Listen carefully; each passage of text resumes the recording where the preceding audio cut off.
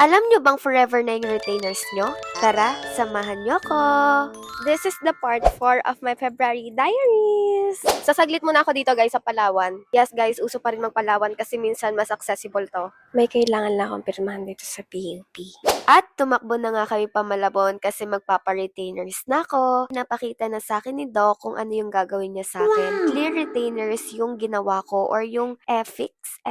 Nakalimutan ko yung tawag. And ito, sinusukatan na ako. Tapos, ewan ko ba ba't kinakabahan ako dito kahit wala namang reason para kabahan. And medyo nakakasuka lang to kasi kailangan mo magstay ng nakanganga for like a minute. And katulad ng intro ko, yes, forever ka nang magre-retainers after mo mag-braces kasi kung hindi, may chances na gumalaw yung ngipin mo. Pero sa iba, hindi naman daw gumagalaw yung ngipin nila. According to sa research ko ha, pero ako gusto ko ng sure na kasi ayoko masayang yung pera na ginastos ko sa pagpapa-braces. Grabe guys, pati hulma ng ngipin ko, kitang-kita nyo na. Lapit talaga tayo no? BFF talaga tayo. Oh, sa mga BFF ko dyan, kung may tanong kayo about braces, i-comment nyo lang. I-save nyo na rin tong video na to guys, para hindi nyo ako makalimutan. Yan ko natatapusin guys, itong part 4 ng ating February diaries. And kung umabot ka sa part na to, thank you so much for watching. Again, it's Kat here. Meow!